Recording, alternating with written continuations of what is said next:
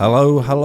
The 84th annual Sanibel Shell Festival was held on March 4th, 5th and 6th, 2021. This year's event was primarily a virtual event, but they did have a small live event at the Sanibel Community House on Periwinkle Way.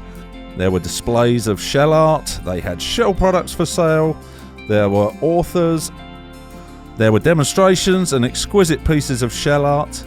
We actually sponsored the event by donating drone footage to use in the videos they put on YouTube, and the Bailey Matthews National Shell Museum had a live mollusk display outside.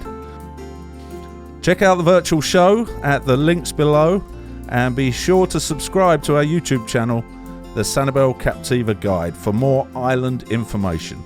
Visit the sandcapguide.com website for even more great island content. My name's Nick Adams. See you on the next one.